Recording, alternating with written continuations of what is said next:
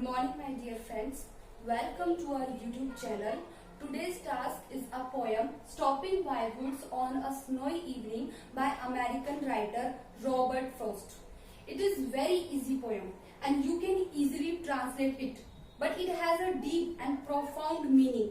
हमें इसके सेंस को समझना होगा और ये poem UGC NET point of view से भी बहुत इम्पोर्टेंट है.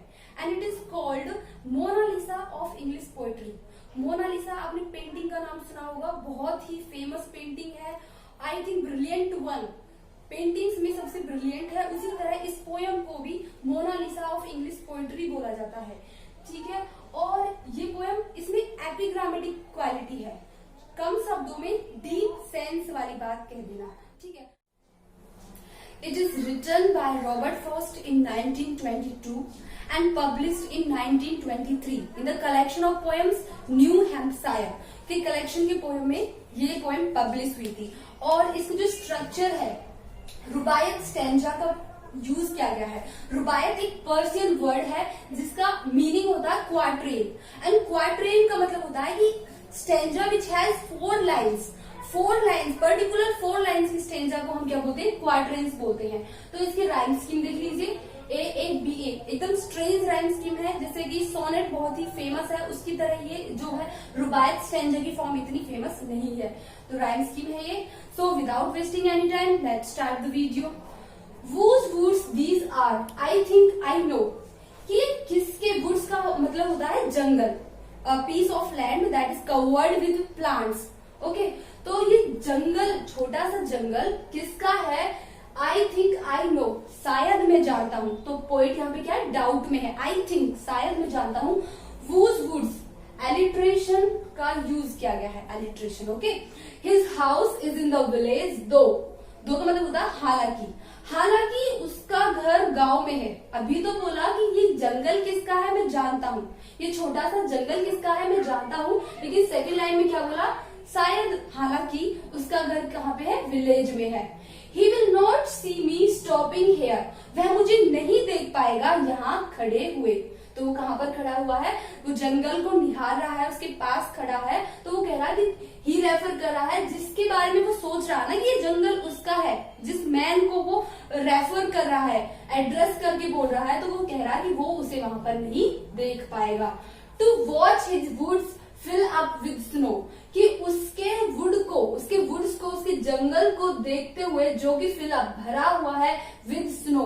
स्नो मतलब बर्फ से भरा हुआ है.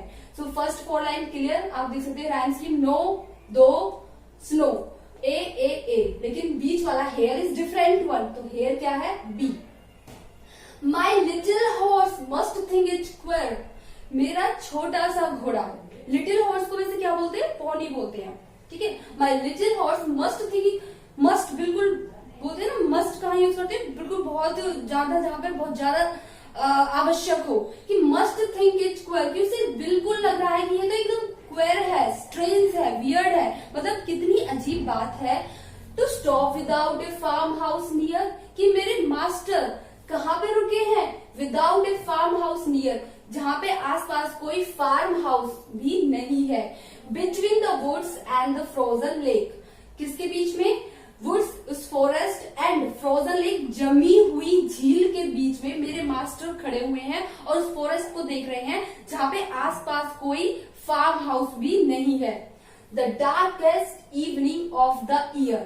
साल की सबसे डार्केस्ट इवनिंग. डार्केस्ट इवनिंग मतलब, तो हम इसे निकाल सकते हैं, रेफर कर सकते हैं कि शायद रॉबर्ट फ्रॉस्ट जिस दिन ये पोएम लिख रहे थे उस दिन 22 दिसंबर था.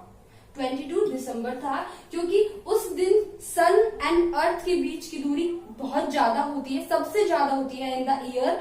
तो इसलिए हमने इसे रेफर कर दिया कि 22 दिसंबर की बात है. और स्नो मतलब विंटर का टाइम है. सो ये एकदम एक्यूरेट लग रहा है. ठीक है. तो darkest evening of the year, 22 दिसंबर का सबसे ज्यादा डार्केस्ट इवनिंग है साल की. He gives his harness bells a shake. He कौन है? ही रेफर कर रहा है उस हॉर्स को, उस पोनी को. ठीक है. He refer to the horse. Okay. He gives his harness bells a shake. कि वह अपनी हार्नेस, जो कमर पे बंधी हुई पट्टियां हैं, उनको शेक करके, हिला करके क्या क्या पूछ रहा है? टू आस्क, क्या पूछ रहा है? If there is some mistake, अपने मास्टर से पूछ रहा है कि मास्टर कोई गलती हो गई है. If there is some mistake, the only other sounds the sweep of easy wind and downy flake. एक तो वह अपनी हार्नेस बेल्स को सेक करके अपने मास्टर से पूछ रहा है कि if there is any mistake, और जो दूसरी अदर साउंड थी वो उस स्वीप ऑफ इजी विंड, उस हवा की, स्वीप होता है साए साए की आवाज, कि एक आवाज जो साउंड निकल के आ रही है उस हार्नेस बेल्स की आ रही है, and the second one easy wind की साए साए की आवाज, एंड डाउनी फ्लेक, फ्लेक मतलब बर्फ गिर रही है, डाउनी बर्फ गिर रही है जो उसकी फ्लेक बनती जा रही है, लेयर्स बनती जा रही हैं. The woods are lovely dark and deep. यहाँ पे रॉबर्ट फ्रॉस्ट एडमिट कर रहा है, ये स्वीकार कर रहा है कि जो जंगल है बहुत लवली है, बहुत प्यारा है, डार्क है, बहुत घना है, एंड डीप है. ठीक है, डार्क है, बहुत गहरा है, एंड डीप है, बहुत घना है. But I have promises to keep.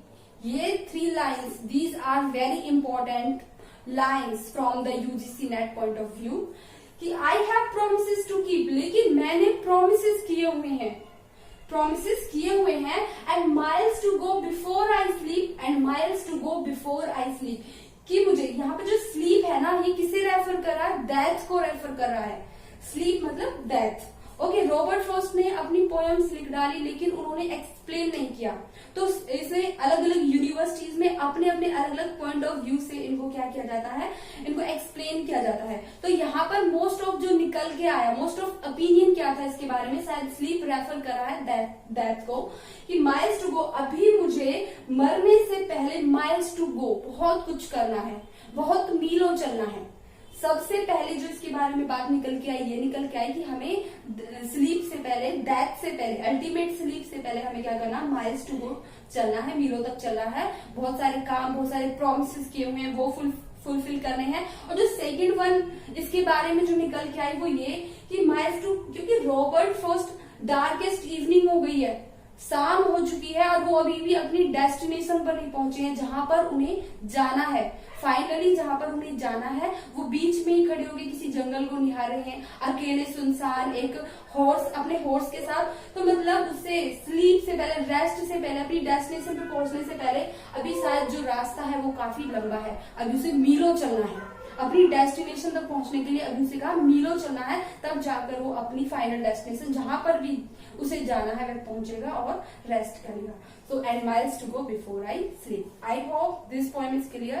If you like my video, then subscribe my channel. Thank you.